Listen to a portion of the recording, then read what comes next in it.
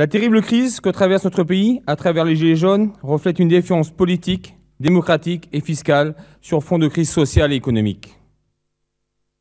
Je tiens ici à condamner fermement tous les actes de violence qui ont été commis.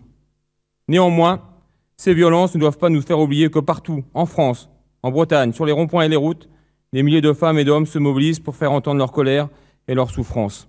Oui, leur souffrance. Cette lutte des classes ressemble à la lutte des déclassés. Cette colère est un symptôme qui en dit long sur l'état de notre société.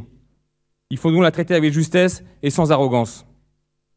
Certains analystes politiques soulignent les revendications contradictoires des Gilets jaunes, qui veulent à la fois payer moins d'impôts et bénéficier des services publics partout sur le territoire. Oui, partout sur le territoire. Mais au fond, est-ce si contradictoire? La France est le pays de l'OCDE où le niveau de prélèvement est le plus élevé. Et pourtant, le sentiment d'abandon domine. Les services rendus à la population, comme l'enseignement, la santé, la sécurité, se dégradent, alors que ces services sont indispensables aux plus fragiles. La vraie contradiction est peut-être là. C'est en tout cas ce que ressentent un grand nombre de nos concitoyens. Dans le fossé qui se creuse entre l'important effort financier réclamé à chacun et le résultat perçu en termes d'équipement public et d'efficacité du service rendu à la population qui s'est détériorée. Vous connaissez ma trajectoire personnelle. Ce sentiment d'abandon, de déclassement, je l'ai ressenti avec mes collègues. Pourtant, je sais, nous savons tous que l'impôt est la condition indispensable pour la solidarité. L'impôt, ce sont les services publics. Et les services publics, c'est le capital de ceux qui n'en ont pas.